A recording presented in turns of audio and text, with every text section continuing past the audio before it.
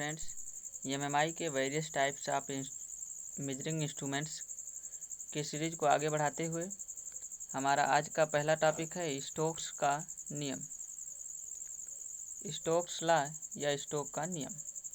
देखते हैं क्या होता है स्टोक का नियम। मान लीजिए कोई गोली है जो किसी शांत द्रव में गिर रही है।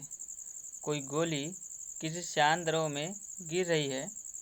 जैसे जैसे गोली नीचे आएगी, इस गोली के संपर्क का जो द्रव होगा, चारों तरफ का जो संपर्क यानी कांटेक्ट में जो द्रव आएगा वो भी इस गोली के साथ नीचे की दिशा में गतिशील हो जाएगा। और इस गोली से दूर जैसे जैसे द्रव की परत जाएगी वैसे वैसे क्या हो जाएगी, उसकी गति कम होती जाएगी, क्योंकि जो एकदम किनारे की परत होगी उसका वेग कम होगा। यानी कि इस गोली से जैसे जैसे हम दूर जाते जाएंगे वैसे वैसे इसके संपर्क में आने वाले जो द्रव का वेग है वो भी कम होता जाएगा। अर्थात द्रव की दो परतों के बीच में एक प्रतिरोधी बल उत्पन्न हो जाएगा, जो कि एक परत को दूसरी परत को आगे बढ़ने से रोकेगा। इसी बल को क्या बोलते हैं हम? श्यान बल, विस्कस फोर्स या प्रतिरोधी श्यान बल भी बोलते हैं। और इस प्रतिरोधी श्यान बल का मान कितना होता है? 6 पाई नीटा आर वी। स्टोक्स के नियम के अनुसार जब कोई गोली किसी शांत द्रव में गिरती है तो उस पर एक प्रतिरोधी श्यान बल कार्य करता है, और उस प्रतिरोधी श्यान बल का मान कितना होता है? 6 पाई नीटा आर वी, जहाँ नीटा क्या है? श्यानता गुणांक या श्यानता, या इसी को गतिक श्यानता भी बोलते हैं। आर क्या है? आर है गोली की त्रिज्या, वी है गोली का वेग। यानी कि विस्कस फोर्स कितना हो जाएगा? 6 पाई नीटा आर वी। आगे देखें, आगे है सीमांत वेग यानी टर्मिनल वेलोसिटी, सीमांत वेग। अब हम जान चुके हैं कि जैसे जैसे गोली नीचे आएगी वैसे वैसे उसका वेग बढ़ता जाएगा। क्यों? क्योंकि हमारा पृथ्वी किसी भी वस्तु को अपने केंद्र की ओर आकर्षित करती है, और पृथ्वी जिस त्वरण से यानी कि उसके तरफ बढ़ने का जो वेग होता है, पृथ्वी के केंद्र की तरफ बढ़ने का जो वेग होता है किसी वस्तु को, उसी को क्या बोलते हैं हम लोग? गुरुत्वीय त्वरण। और गुरुत्वीय त्वरण के कारण इस गोली का वेग v का मान बढ़ता जाएगा, क्योंकि पृथ्वी अपनी तरफ उसको खींच रहा होगा।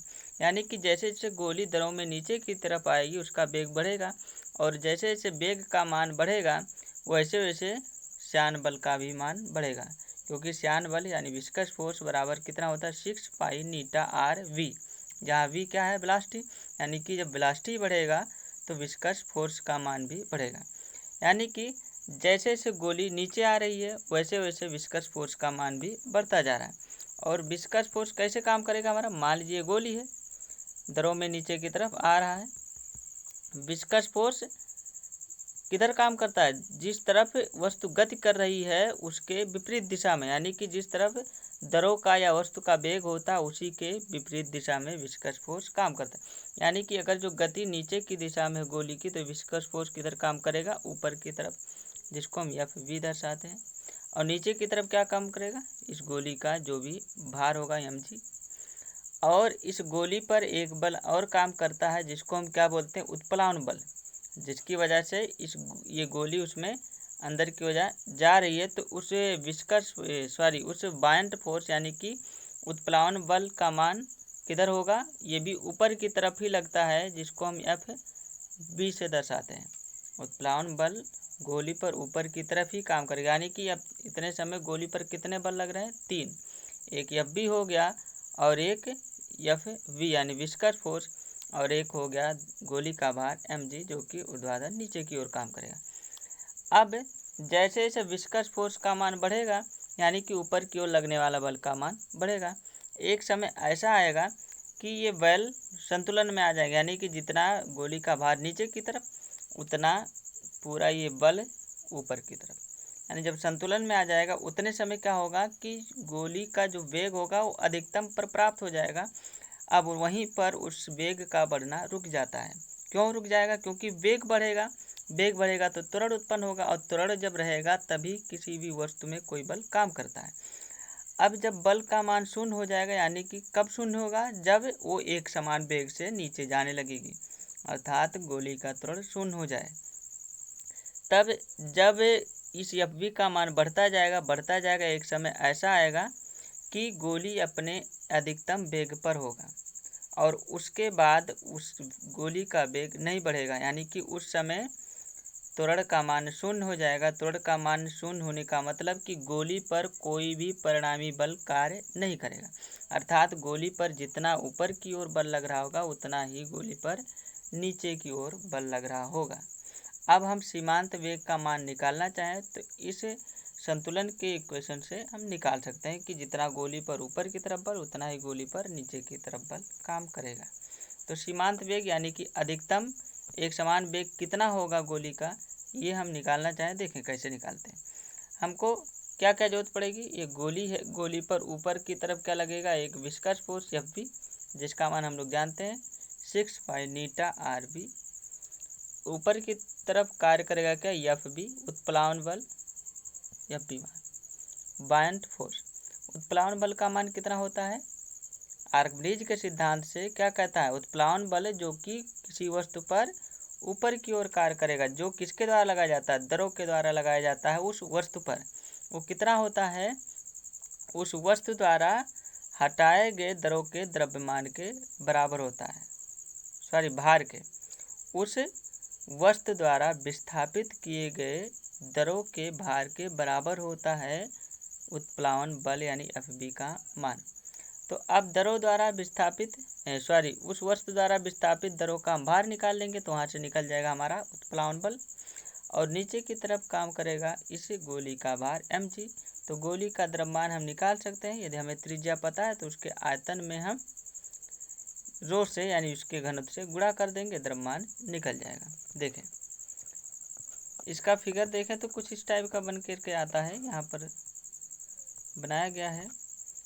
गोली का भार नीचे की तरफ mg, ऊपर की ओर एक एफ बी बल लगेगा जिसको हम श्यान बल बोलते हैं, एक एफ बी यानी बायंट फोर्स या उत्प्लावन बल ऊपर की तरफ कार्य करेगा।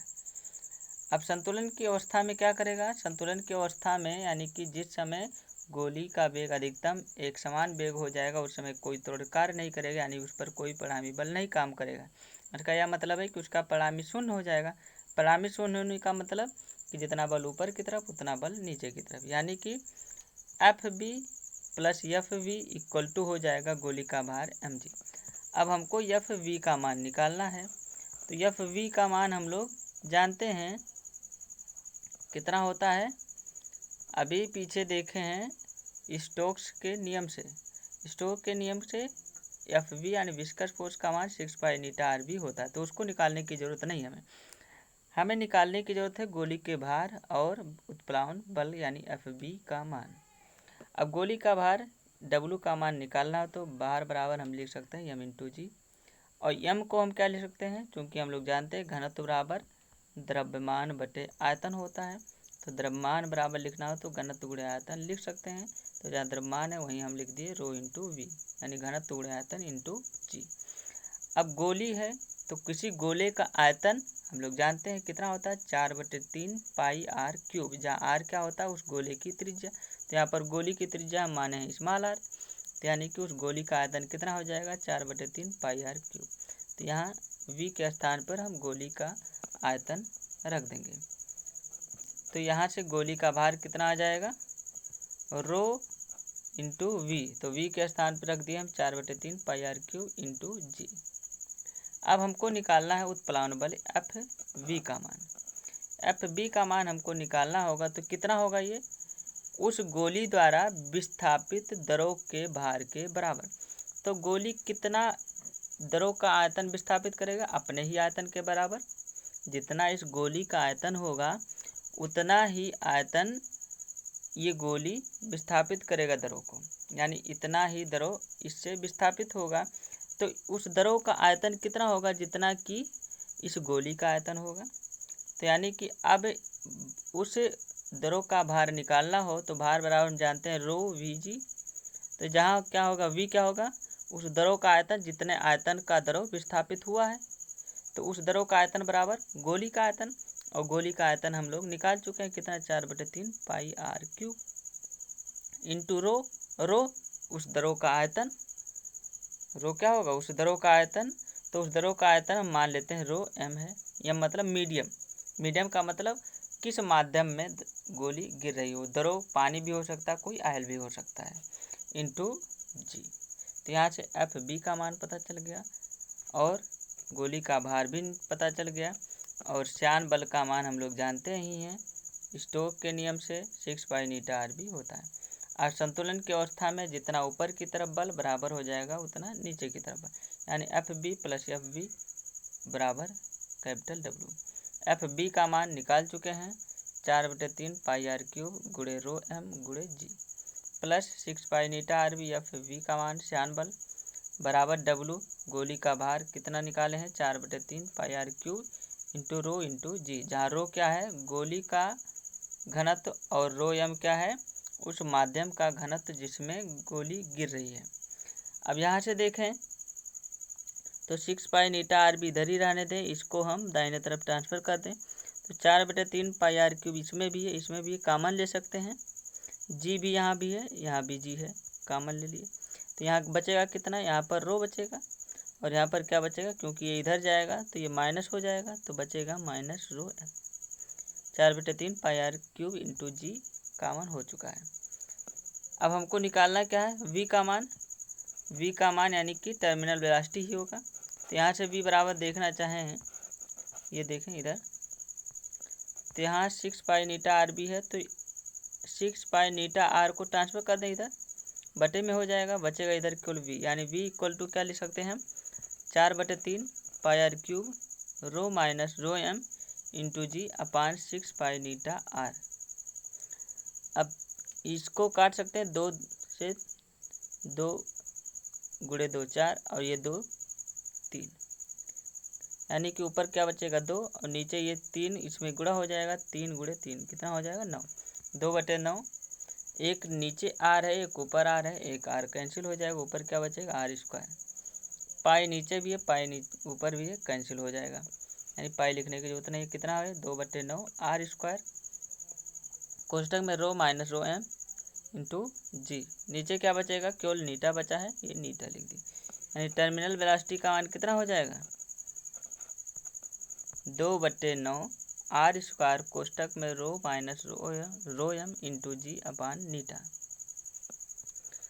अब यही अगर जो लेबोरेटरी में हमको ज्ञात करना हो तो हम ऐसे भी निकाल सकते हैं कि स्टॉप वॉच लगा दें और कितने समय में गोली का कितना विस्थापन हो रहा है इसको हम नोट कर लें। तो हम जानते हैं v बराबर विस्थापन बटे समय भी होता है, तो गोली का विस्थापन अपान कितने समय में हो रहा है, इससे भी हम डायरेक्ट निकाल सकते हैं सीमांत वेग।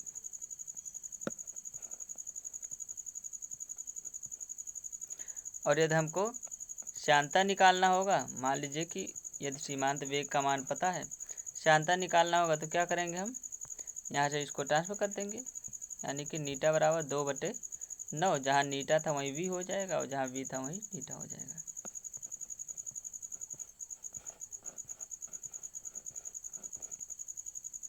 अगला टॉपिक है केशनली द्वारा श्यानता मापन, measurement of viscosity by capillary tube. देखें ये है हमारी कैपिलरी ट्यूब, दिख रही होगी आपको।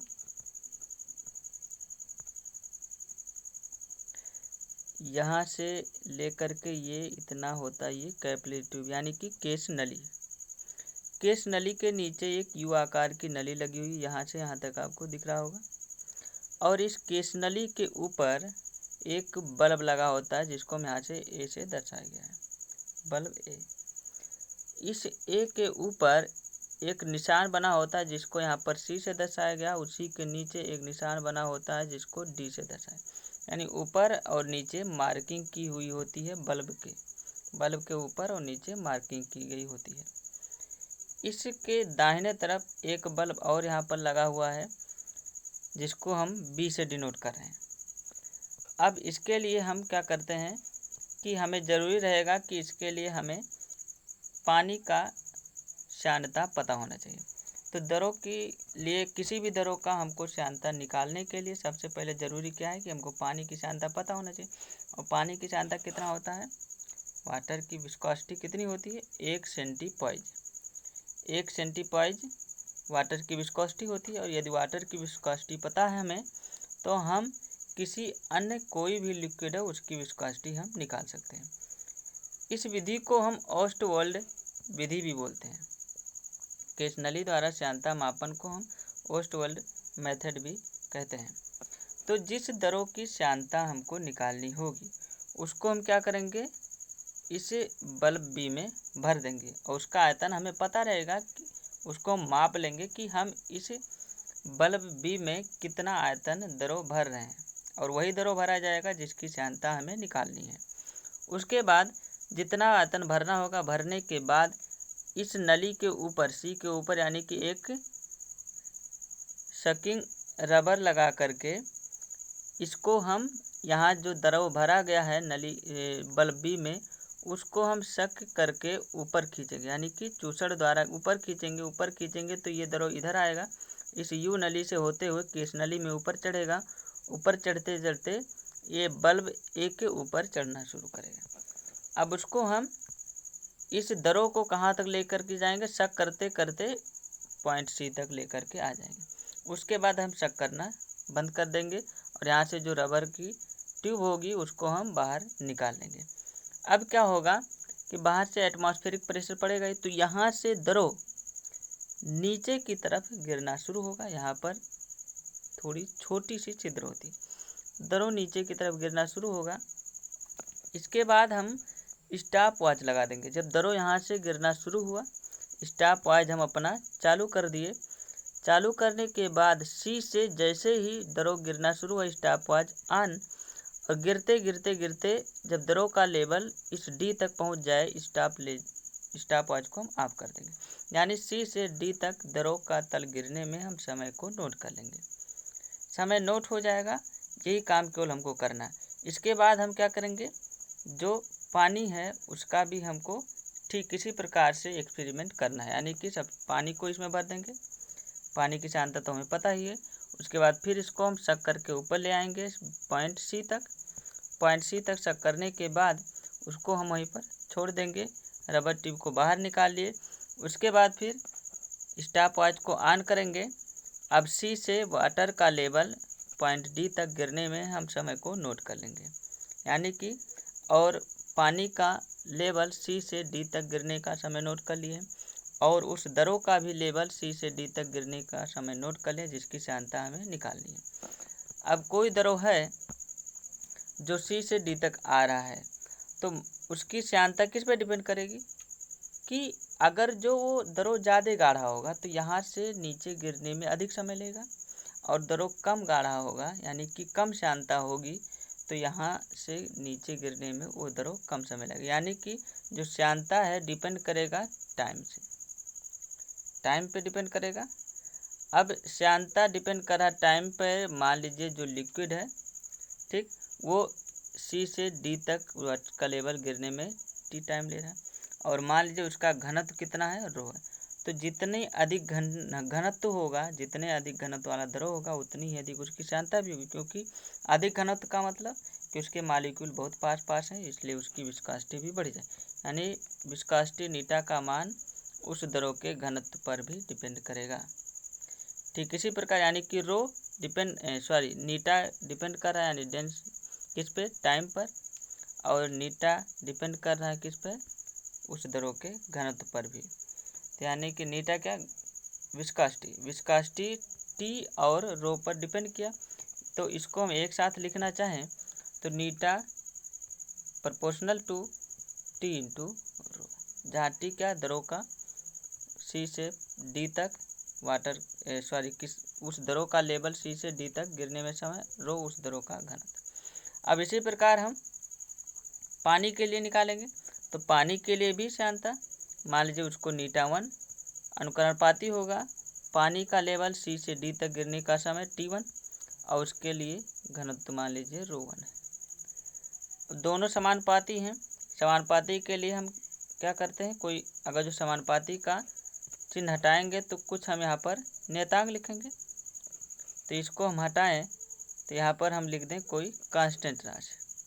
कांस्टेंट मान लीजिए ये कोई के है, तो यहाँ पर भी हम कोई कांस्टेंट के लिख देंगे। दोनों को हम डिवाइड कर दें, डिवाइड करेंगे तो यहाँ बचेगा नीटा अपान नीटा 1 बराबर के टी रो अपान के T1 रो 1। के से के कैंसिल हो जाएगा, बचेगा क्या टी इंटू रो अपान T1 इंटू रो 1। हमको क्या निकालना, नीटा का मान यानी उस दरों के विस्कोसिटी का मान। और नीटा 1 हमें पता है, नीटा 1 क्या है, पानी की विस्कोसिटी है यानी पानी की सांद्रता है। तो पक्षांतर कर देंगे तो यहाँ से इस नीटा का मान निकल जाए, क्योंकि टाइम को तो हम नोट ही कर लिए हैं पानी के लिए भी और उस दरों के लिए भी। पानी का घनत्व हमें पता होता है, उस दरों का भी घनत्व हमें ज्ञात होना चाहिए। तो यहाँ से बाकी सारी वैल्यू का मान रख देंगे तो हमें उस दरों का घनत्व निकल जाएगा। ठीक, और इसको हम दूसरे मेथड से भी निकाल सकते हैं।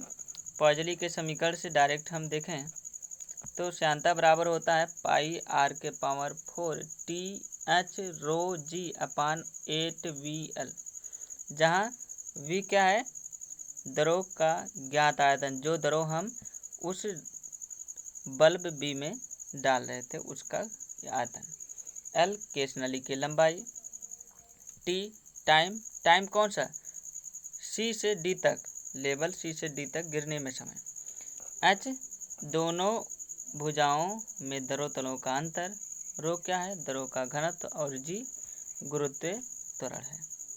तो नीटा बराबर ये फार्मूला लगा देंगे। इसी प्रकार यदि हम पानी के लिए लें तो पानी के लिए हम क्या करेंगे, जहाँ पर नीटा 1 लिख देंगे हम नीटा 1, तो नीटा 1 बराबर क्या लिख देंगे हम, पाई r के पावर 4, r क्या है, केस नली की रेडियस है, T1 H रो 1 G अपान 8VL। इसका भी उतना ही आयतन लेंगे जितना कि उस दरों का लिए थे, यानी कि पानी की भी आयतन सेम रहेगा। और केस नली की लंबाई तो दोनों के लिए सेम ही है, इसलिए यहाँ पर भी L रहेगा। G तो सबके लिए सेम है, इसलिए यहाँ पर भी G ही केवल रहेगा। और केस नली की त्रिज्या भी सेम ही रहेगी, इसलिए इसको भी R ही लिखें। अब क्या करें, दोनों इक्वेशन को डिवाइड कर दें तो कितना आ जाएगा। अब जब इक्वेशन 1 और 2 को डिवाइड करेंगे तो ध्यान से देखें तो R पाई कांस्टेंट ही है, V कांस्टेंट ही रहेगा, R 8 कांस्टेंट ही रहेगा, L कांस्टेंट ही रहेगा, G कांस्टेंट ही रहेगा, यानी कि ये सब आपस में कैंसिल आउट हो जाएंगे। तो बचेगा क्या, नीटा अपान नीटा 1 बराबर क्या बचेगा, रो T अपान में रो 1 T1। अब यहाँ से नीटा का मान हमको निकालना हो तो क्या करेंगे, तिरछा गुणा करा दें तो ये यहाँ से हट जाएगा। अब ये पहुँच जाएगा हमारा यहाँ पर नीटा। अब उस दरों का घनत्व हमें पता ही रहेगा, टाइम भी पता हो जाएगा, स्टॉपवॉच से कैलकुलेट कर लेंगे। रो 1 पानी का घनत्व पता ही है, 1000 kg पर मीटर क्यूब होता है। T1 टाइम को हम निकाल ही लेंगे, और नीटा 1 यानी कि पानी की सांद्रता हमें पता ही रहेगा। सारी वैल्यू को यहाँ पर हम पुट आउट कर देंगे, उसके बाद हम उस दरों का विस्कोसिटी निकाल सकते हैं यहाँ से। ओके, अगला टॉपिक है फ्लोट व कोन सांद्रता मापी, फ्लोट एंड कोन विस्कोमीटर। बहुत ही आसान है, इसको तो और पहले भी हम लोग देख चुके हैं। विस्कोसिटी के लिए यहाँ पर देखा जा रहा है इस रोटामीटर में, इसके पहले हम लोग देखे थे इसको वेलोसिटी मेजर करने के लिए किसी भी प्रवाह का। तो यहाँ पर क्या करेंगे, वहाँ पर जो फ्लोट था उसको हम वेलोसिटी के लिए सेंसिटिव माने थे, यानी कि वो दरों के वेग के प्रति संवेदनशील है, जितना अधिक वेग रहेगा उतना ही ऊपर ये फ्लोट जाएगा। यहाँ पर क्या करेंगे, हम इस फ्लोट को उस दरों की श्यानता के अनुसार उसको सुग्राह्य बनाएंगे। तो इसके लिए क्या करते हैं, हम जो फ्लोट का नीचे का क्षेत्रफल है उसको हम अधिक रख देते हैं, फ्लोट के नीचे का क्षेत्रफल अधिक रख देते हैं, और ऊपरी किनारों पर खांचे बना दिए जाते हैं। फ्लोट के किनारों पर गोलाई प्रदान कर देने पर वह श्यानता के प्रति संवेदनशील हो जाते हैं। तो उस फ्लोट को हम ले करके आएंगे, ये हमारा जो टेपर ग्लास है, टेपर ग्लास दिख रहा होगा ये आपको। ये पारदर्शी होता है, मतलब ये फ्लोट कहाँ तक पहुँच रहा है ये बाहर से हमको दिखेगा। ये किसके प्रति संवेदनशील है? उस द्रव की श्यानता के प्रति। यहाँ पर हम उस फ्लो को कंट्रोल करने की डिवाइस लगा देंगे। यहाँ से फ्लो को कंट्रोल करेंगे। अब जो द्रव हमको जिसकी श्यानता निकालनी है उस द्रव को हम इसमें भेजेंगे किसी वेग से। अब ये जब इसके अंदर आएगा तो ये फ्लोट को ऊपर नीचे करेगा। इस फ्लोट को कहाँ पर फ्लोट है उसके लिए हम यहाँ पर एक स्केल लगा देंगे, और स्केल पर जो पैमाने बने रहेंगे वो किसके लिए बने रहेंगे? इसकी श्यानता के हिसाब से, उस द्रव की श्यानता के हिसाब से इसको हम कैलिब्रेशन किए रखेंगे कि जितनी ही पॉइंट पर जहाँ पर ये फ्लोट हमको दिखाई देगा यानी कि उस द्रव की श्यानता उतनी होगी। इधर से फ्लो बाहर निकल जाएगा द्रव। तो यानी कि ये स्केल हमारा क्या बताएगा? उस द्रव की श्यानता को बताएगा। यहाँ पर स्केल इस द्रव की श्यानता के हिसाब से अंशांकित किए रहते हैं। ये है फ्लोट व कोण श्यानता मापी। इसी प्रकार हम दो फ्लोट को लगा करके भी श्यानता का मापन कर सकते हैं। अगला टॉपिक है हमारे पास दो फ्लोट श्यानता मापी। इसमें हम क्या करेंगे? दो फ्लोट का यूज करेंगे। सेम वही प्रिंसिपल इस पे भी लगने वाला है। फ्लोट इसमें दो यूज होगा। एक फ्लोट उस प्रवाह के जो द्रव यूज करेंगे जिसका हमको श्यानता निकालना है उसके प्रति संवेदनशील होगा, उसके प्रवाह के वेग के, यानी कि उसके वेग के प्रति संवेदनशील होगा, और दूसरा उसकी श्यानता के प्रति संवेदनशील होगा। इन्हीं दोनों का अंतर ही क्या बताता है हमको? द्रव की श्यानता। देखें इसकी कंस्ट्रक्शन। सबसे पहले ये हमारी क्या है? Main pipe. ये हमारी मुख्य पाइप लाइन जा रही है। मुख्य पाइप लाइन से ही एक हम बाईपास लाइन निकालते हैं। बाईपास लाइन को हम यहाँ से फ्लोरेट वाल्व से होते हुए जोड़ देते हैं इस नली से।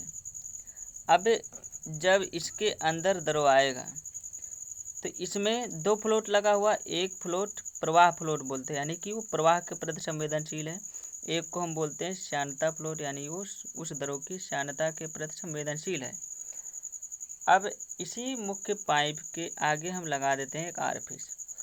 आरफिस लगाने से क्या होता है कि इधर अब क्या इसका एरिया कम हो जाएगा, तो यहाँ पर जो बाईपास लाइन है इधर द्रव का प्रवाह बना रहता है।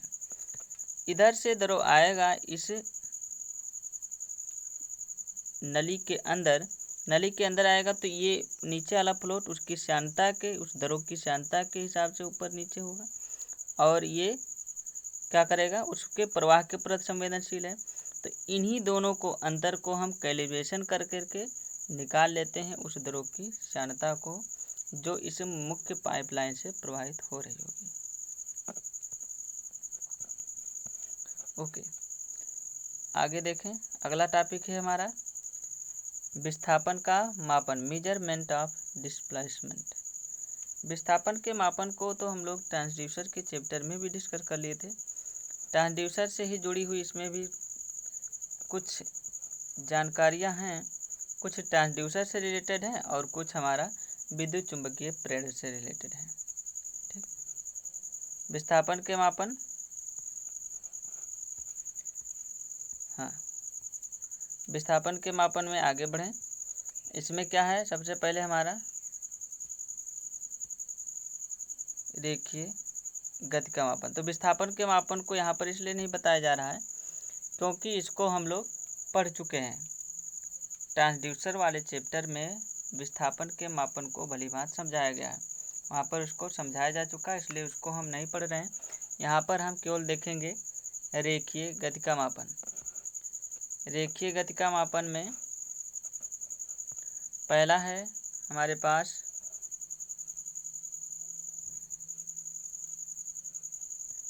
चल चुंबक विद्युत चुंबकीय ट्रांसड्यूसर। ये है, देखें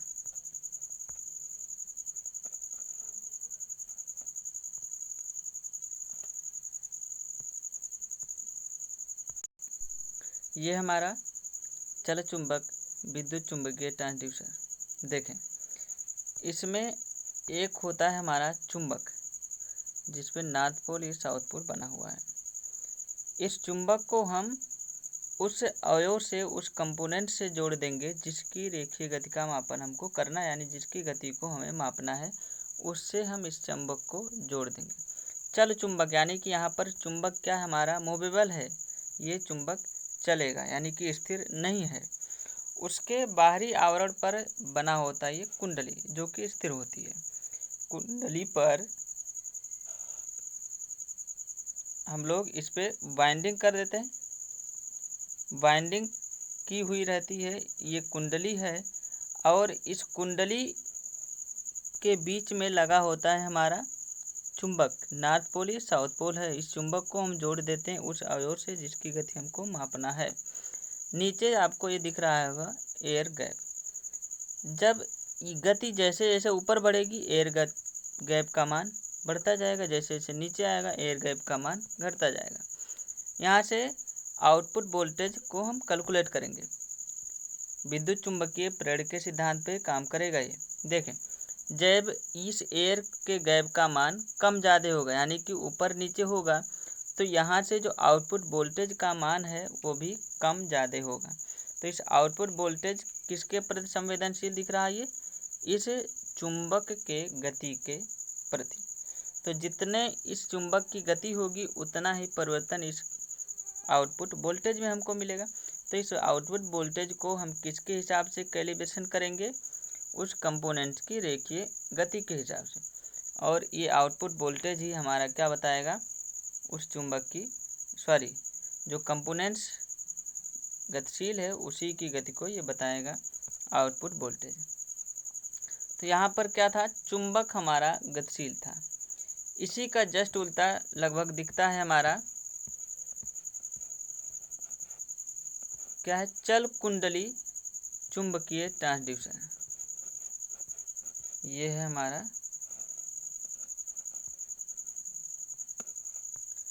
चल कुंडली विद्युत चुंबकीय transducer, moving coil electromagnetic transducer. इसका फिगर यही है। ये है हमारा चल कुंडली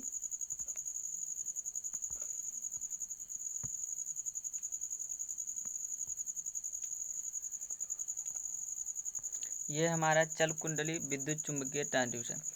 पिछले में क्या था, पिछले टॉपिक में क्या था, चल चुंबक विद्युत चुंबकीय ट्रांसड्यूसर। यहाँ पर चल कुंडली है, वहाँ पर क्या था कि चुंबक हमारा गतिमान था जबकि कुंडली स्थिर थे।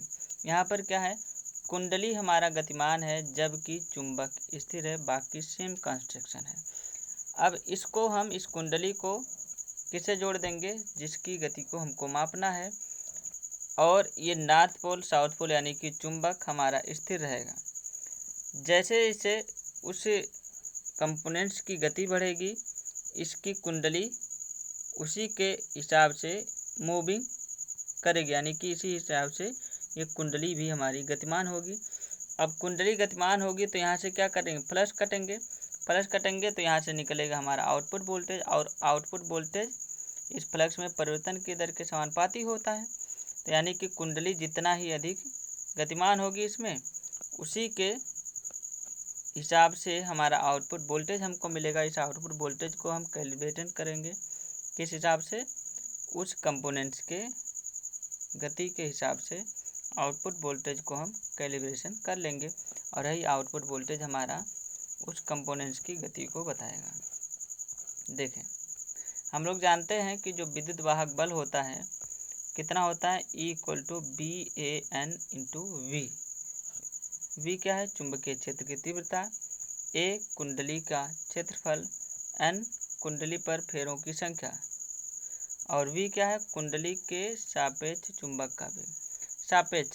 सापेक्ष गति क्या है, मान लीजिए एक कोई स्थिर है दूसरा गतिमान है, तो इसको हम क्या कर सकते हैं, ये इसको इसके सापेक्ष गतिमान मान लें, या इसको भी तो मान सकते हैं कि इसको हम अगर जो फिक्स माने तो इसके सापेक्ष इसको भी हम गतिमान मान सकते हैं। तो यहाँ पर भी क्या है, कुंडली के सापेक्ष चुंबक का वेग।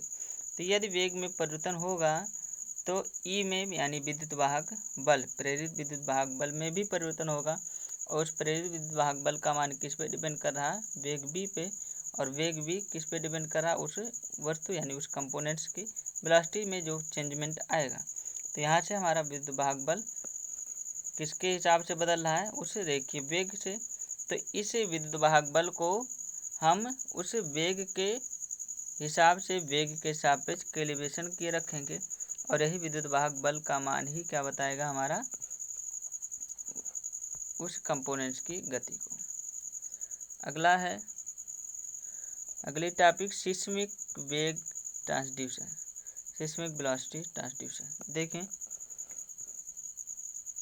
इसका कंस्ट्रक्शन कुछ इस प्रकार है।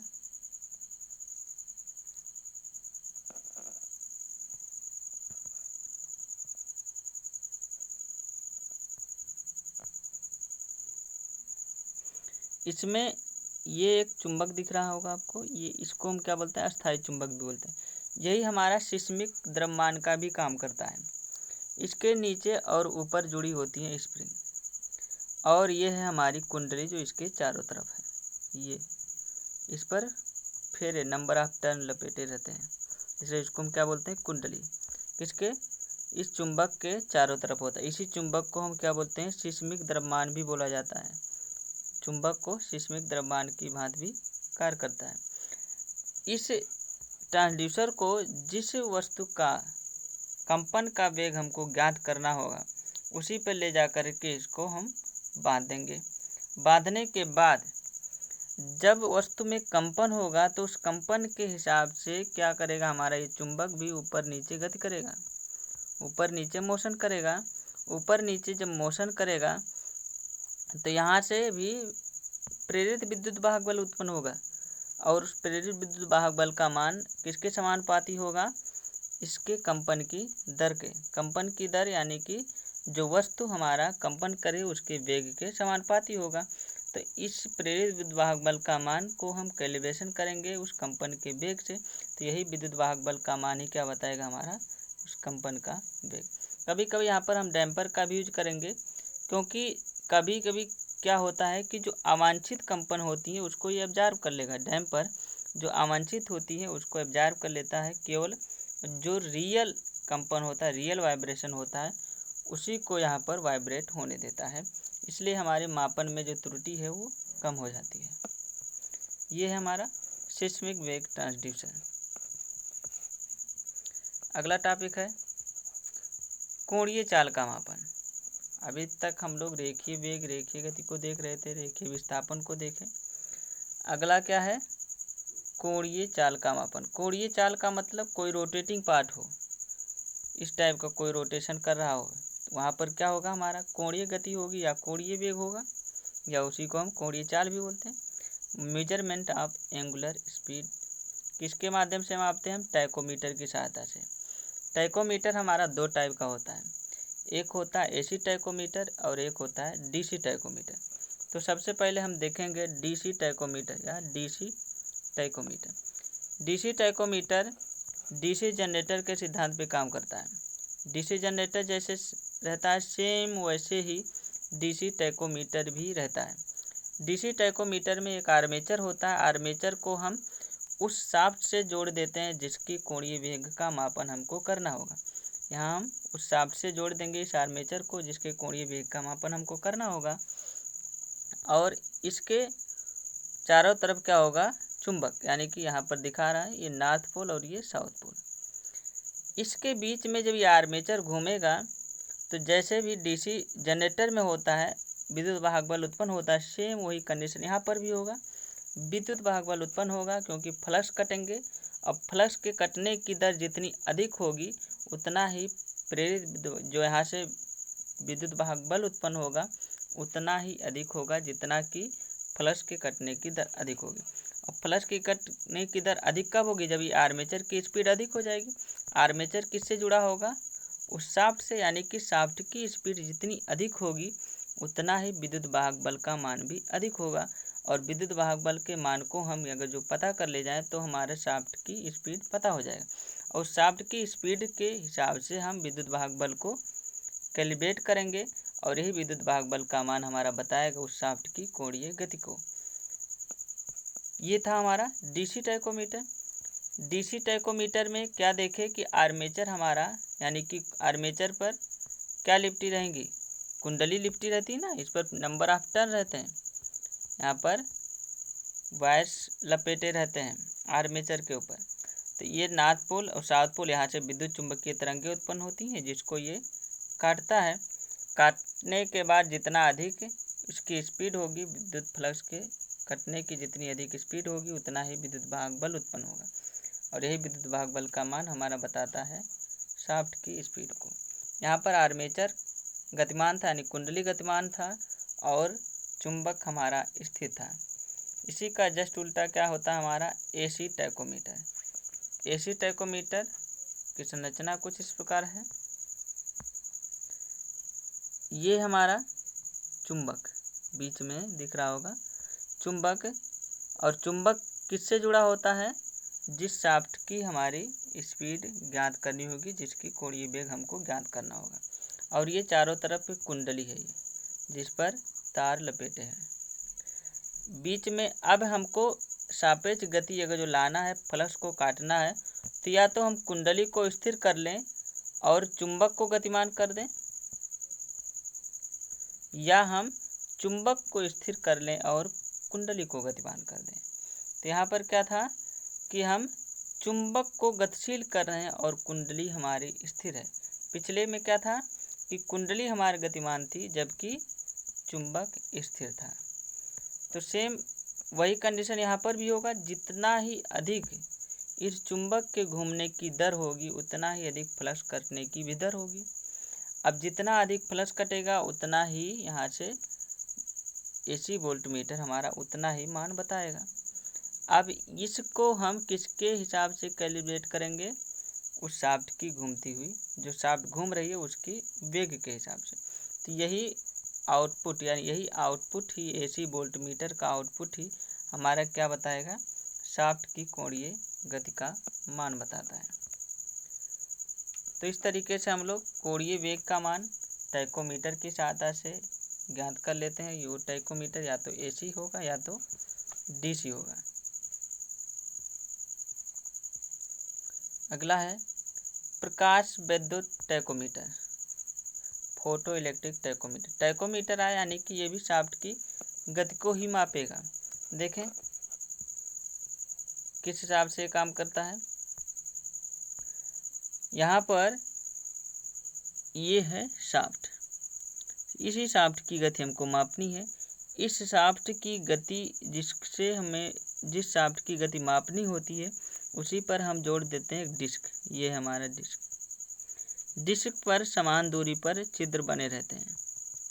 इस डिस्क पर समान दूरी पर छिद्र बने होते हैं और इस डिस्क के एक तरफ एक कोई प्रकाश स्रोत लगा देते हैं और उसकी दूसरी तरफ, डिस्क के एक तरफ प्रकाश स्रोत और डिस्क के दूसरी तरफ एक कोई प्रकाश के प्रति संवेदनशील कोई डिवाइस यहाँ पर लगा दी जाती है, जो कि प्रकाश यानी लाइट के प्रति सेंसिटिव हो, संवेदनशील हो।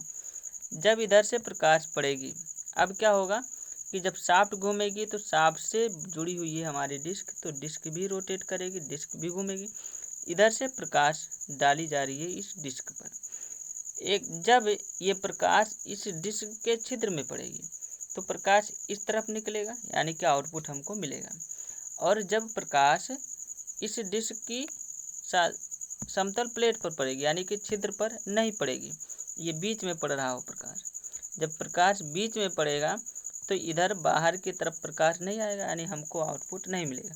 ये हमको कौन बताएगा, ये डिवाइस जो कि प्रकाश के प्रति संवेदनशील।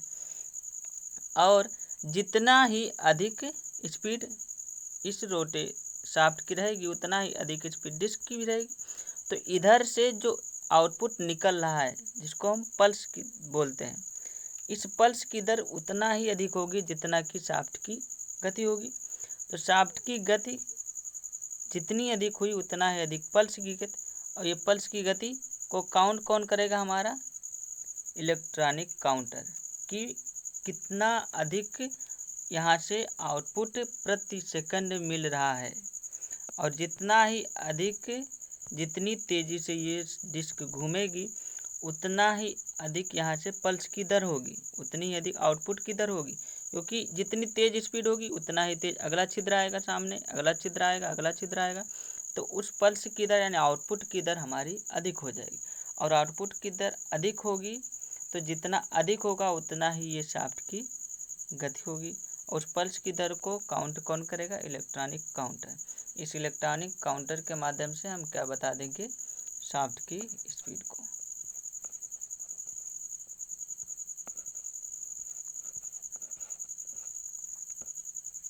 अगला टॉपिक है स्ट्रोबोस्कोप।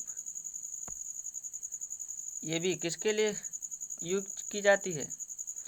ये भी हमारा शाफ्ट की गति के लिए ही यूज की जाएगी। शाफ्ट कितनी आरपीएम पर घूम रही है उसी के लिए भी स्ट्रोबोस्कोप भी यूज किया जाता है। इसके लिए एक प्रिंसिपल को हमको समझना होगा। ये लाइट फ्लैशिंग के आधार पर काम करता है। जैसे मान लीजिए कि एक कोई हमारा डिस्क है, डिस्क पर हम एक कोई निशान लगा दिए। अब इस डिस्क को हम उस रोटेटिंग बॉडी से जोड़ दिए जो घूम रहा है, जो इसकी हमको आरपीएम ज्ञात करनी हो, या राउंड रिवोल्यूशन पर सेकंड या रिवोल्यूशन पर मिनट जिसकी हमको ज्ञात करनी, यानी आरपीएम या आरपीएस जिसका हमें ज्ञात करना है, उससे हम इसको जोड़ दिए। अब जब ये घूमेगा तो इसके साथ ये जो निशान लगा ये भी घूमेगा। इसी के सामने जस्ट हम एक कैमरा लगा दीजिए। मान लीजिए इसी के सामने जस्ट एक कैमरा है। अब मान लीजिए कि ये डिस्क जो घूम रही है, जिस पर निशान बना हो, 1 आरपीएस पर घूम रही। 1 आरपीएस का मतलब 1 रिवोल्यूशन पर सेकंड, यानी 1 सेकंड में ये 1 चक्कर लगा लेगा। और इधर से मान लीजिए कोई कैमरा है जो इसका इमेज ले रहा है, वो 1 सेकंड में 1 इमेज ले रहा है। तो जब ये यहाँ पर ये डिस्क इस पोजीशन में थी, यानी कि ये लाइन ऊपर था, तब इधर एक कैमरा इमेज को कैप्चर कर लिया। 1 सेकंड बाद फिर ये दूसरा इमेज ले रहा है, तो उस समय क्या होगा? ये 1 चक्कर लगा चुका होगा, पुनः यही पोजीशन प्राप्त होगा, फिर ये एक इमेज लिया, फिर 1 सेकंड बाद फिर पोजीशन इसकी यही हो जाएगी, फिर एक इमेज ये लेगा। यानी कि यहाँ पर क्या दिख रहा है कि जब इमेज लेंगे तो सेम पोजीशन मिलेगी, यानी कि हमको ऐसा लगेगा कि जैसे ये डिस्क हमारी स्थिर है, जबकि वास्तव में ऐसा नहीं है, ये डिस्क हमारी गतिशील है। यानी यदि हमको ये इमेज लेने की दर पता चल जाए, इस इमेज का जो लेने का दर है प्रति सेकंड कितना इमेज कैप्चर कर रहा है, तो हमें इस शाफ्ट की रोटेशन की स्पीड भी पता चल जाएगी। या हम यूँ कहें कि जहाँ पर हम ये कैमरा लगा रहे थे वहीं पर हम कोई ऐसा डिवाइस लगा दें जो कि प्रकाश उत्पन्न कर रहा हो। ठीक, अब इधर से ये लाइट छोड़ेगा किसी फ्रीक्वेंसी की, किसी तीव्रता की, और इधर ये घूम रहा है, ये डिस्क हमारी घूम रही है। जब इसकी तीव्रता इसके समान हो जाएगी, यानी कि इसकी फ्रीक्वेंसी, इसकी आवृत्ति इस डिस्क की आवृत्ति के समान हो जाएगी, यानी कि प्रति सेकंड जितना चक्कर ये लगा रहा होगा उसी फ्रीक्वेंसी से इधर से लाइट निकल रही होगी। तो हमको जो इधर से देखेंगे तो ऐसा लगेगा कि ये डिस्क हमारी स्थिर है, और यही फ्रीक्वेंसी ही, इस लाइट की फ्रीक्वेंसी ही क्या बता देगा? हमारा इस शाफ्ट की रोटेशन की स्पीड को। अब यदि मान लें, ठीक, यहाँ पर ये दिख रहा होगा आपको, इस इमेज को समझ लें पहले। ये फिगर है हमारा स्ट्रोबोस्कोप। इसमें ये डिस्क है, डिस्क को हम किसे जोड़ देंगे? उस शाफ्ट से जिसका आरपीएस या आरपीएम हमको ज्ञात करना है। और उसी डिस्क पर एक हम मार्किंग कर देंगे, निशान यहाँ पर बना हुआ है, ये लिखा हुआ है, इसको हम मार्किंग कर देंगे। इसी के सामने एक हम प्रकाश स्रोत लगा देंगे जो यहाँ से प्रकाश इस पर डालेगा। इस प्रकाश की फ्रीक्वेंसी को कंट्रोल करने के लिए यहाँ पर एक नॉब लगा होता है जो इसकी फ्रीक्वेंसी को घटा बढ़ा सकता है। अब यदि जितनी आवृत्ति से, जितनी फ्रीक्वेंसी से ये डिस्क घूम रहा हो, यानी जितना प्रति सेकंड जितना चक्कर ये लगा रहा होगा, उसी फ्रीक्वेंसी से यदि इधर से प्रकाश निकल रहा होगा, तो जब इधर से हम देखेंगे इस डिस्क को तो हमको ऐसा लगेगा कि ये डिस्क हमारी स्थिर है, और वही फ्रीक्वेंसी ही जब डिस्क हमारी स्थिर दिखाई देने लगे तो वही फ्रीक्वेंसी, इस प्रकाश की जो फ्रीक्वेंसी होगी वही इस डिस्क की फ्रीक्वेंसी होगी, यानी उस शाफ्ट की वही फ्रीक्वेंसी होगी जो इधर से फ्रीक्वेंसी निकल रही है लाइट की। तो उसी आवृत्ति पर प्रकाश भी घूम रहा, यानी कि उसी रिवोल्यूशन पर सेकंड से ये शाफ्ट हमारी घूम रही है। यदि मान लीजिए कि यहाँ से जो फ्रीक्वेंसी निकली इधर से वो 100 है, ठीक, और उतने समय ही हम देखें तो हमको ये डिस्क स्थिर दिख रही, यानी कि इस डिस्क की भी फ्रीक्वेंसी 100 ही होगा। इसका ये मतलब हुआ कि हमारी शाफ्ट कितने आरपीएस पर घूम रही होगी, 100 आरपीएस। 100 का मतलब 100 रिवोल्यूशन पर सेकंड, यानी 1 सेकंड में वो शाफ्ट 100 चक्कर लगा रहा होगा। तो इस तरीके से हम शाफ्ट की स्पीड को कैलकुलेट कर लेंगे।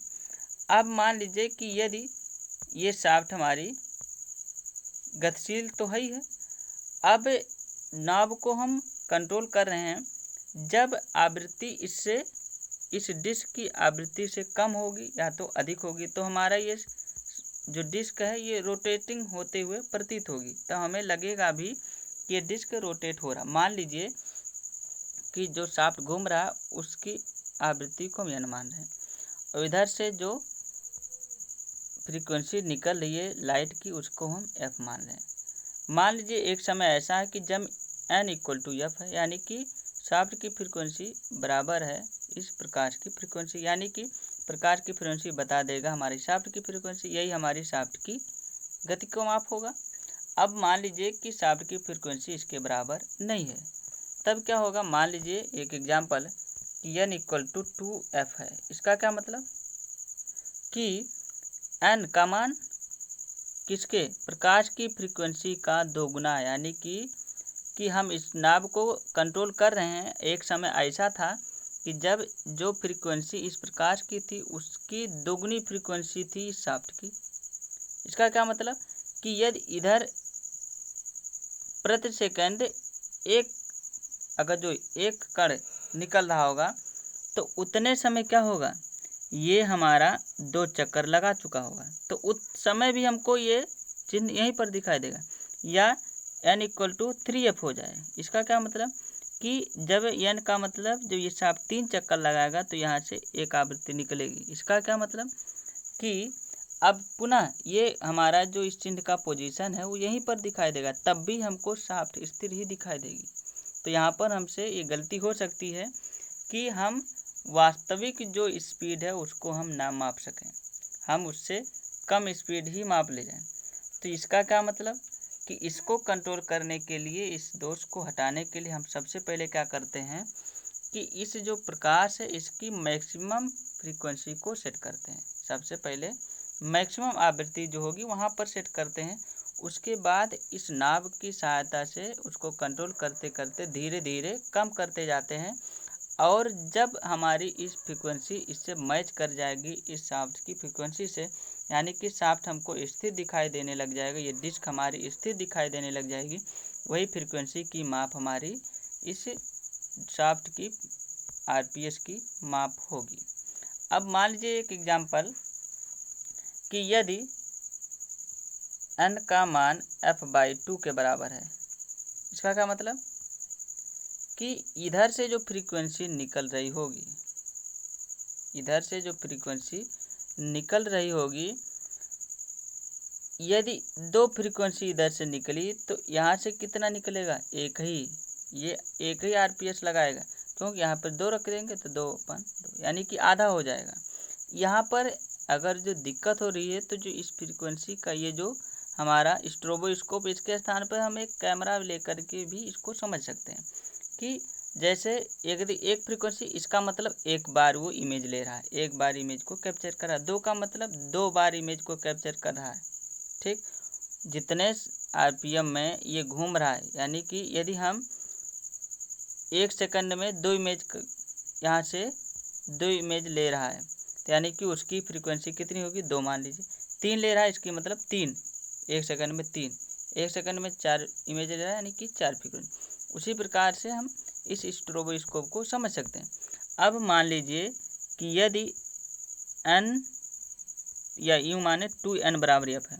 इसका मतलब कि जो हमारा इमेज लेने की फ्रीक्वेंसी है वो डबल है किसके, इस शाफ्ट से।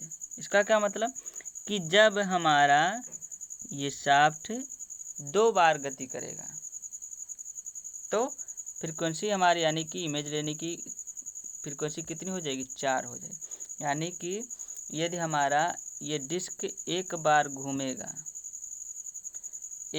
घूमेगा तो ये कितना इमेज लेगा, यहाँ पर 1 रख देंगे तो इमेज कितना लेगा, 2 इमेज का मतलब कि ये चिन्ह एक बार यहाँ हमको दिखाई देगा, दूसरी बार ये घूम करके यहाँ आएगा, यहाँ पर भी दिखाई देगा। यानी कि यदि n बराबर f है तो इसका मतलब कि जो n की मान है वो f से कम है।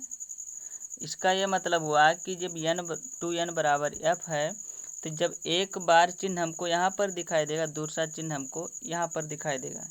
क्यों? क्योंकि जितने समय में ये हमारा एक चक्कर लगा रहा है उतने समय में जो कैमरा हमारा 2 इमेज कैप्चर कर रहा है। तो अब एक इमेज तो शुरुआत में यहाँ पर ले लिया, अब जैसे ही ये आधा चक्कर कंप्लीट किया पुनः एक इमेज और ले लिया, फिर ये यहाँ पहुँचा, फिर एक इमेज लिया, यानी कि ये एक चक्कर लगा रहा है तो ये हमारा कैमरा 2 इमेज ले रहा है, यानी कि इसकी फ्रीक्वेंसी 2 है और इसकी फ्रीक्वेंसी 1 है। ठीक इसी प्रकार स्ट्रोबोस्कोप भी होता है। अब यदि मान लीजिए कि 3n बराबर f है, यानी कि यदि इमेज हमारा 3 ले रहा है, कैमरा यदि 1 सेकंड में 3 इमेज ले रहा है तो ये 1 सेकंड में जो शाफ्ट है हमारा एक चक्कर लगा रहा है। अब 3 इमेज लेना है जबकि शाफ्ट एक ही चक्कर लगा रही, तो हो सकता है एक बार चिन्ह यहाँ पर हमको दिखे, दूसरी बार यहाँ पर और तीसरी बार यहाँ पर दिखे। तो यानी कि यदि हमको चिन्ह कई जगह दिखते हुए मिल रहे हैं, इसका मतलब कि अभी जो ये शाफ्ट की फ्रीक्वेंसी है वो कम है, और यदि हम इसको बराबर कर ले जाएं, यानी कि ये हमारा डिस्क स्थिर दिखता हुआ प्रतीत हो, यानी कि ये मतलब हुआ कि जो इस स्ट्रोबोस्कोप से प्रकाश की आवृत्ति जिस आवृत्ति से निकल रहा होगा, जिस फ्रीक्वेंसी से निकल रहा होगा, वही फ्रीक्वेंसी इस डिस्क की भी होगी और वही हमारी शाफ्ट की भी होगी। तो यहाँ से हम शाफ्ट की फ्रीक्वेंसी को कैलकुलेट कर लेंगे। ध्यान रहे कि हमारी गलती कहाँ होती है कि n बराबर 2f पर भी ये स्थिर होता ही प्रतीत होता है, या n बराबर 3f पर भी स्थिर होता प्रतीत होगा। तो इसके लिए हम क्या करते हैं कि सबसे पहले इस प्रकाश को मैक्सिमम इफ़िशियंसी पर सेट करते हैं, उसके बाद उसकी मैक्सिमम फ्रीक्वेंसी पर सेट करते हैं, उसके बाद उस प्रकाश की फ्रीक्वेंसी को धीरे धीरे घटाते हुए लेकर के आते हैं। जब इस प्रकाश की फ्रीक्वेंसी का मान इस डिस्क की फ्रीक्वेंसी के बराबर हो जाएगा तब हमारी ये डिस्क स्थिर प्रतीत होगी, और यहाँ से हम उसको देख लेंगे और वही फ्रीक्वेंसी का मान ही हमारा शाफ्ट की फ्रीक्वेंसी ही होगा। ठीक, इस तरीके से हम स्ट्रोबोस्कोप की सहायता से किसी भी शाफ्ट की फ्रीक्वेंसी को हम कैलकुलेट कर सकते हैं। फ्रीक्वेंसी का मतलब उसके आरपीएस को, आरपीएस यानी रिवोल्यूशन पर सेकंड, यानी कि वो शाफ्ट हमारी प्रति सेकंड कितनी राउंड, कितना रिवोल्यूशन, कितना चक्कर लगा रही हो, इसका मान हम स्ट्रोबोस्कोप की सहायता से निकाल सकते हैं।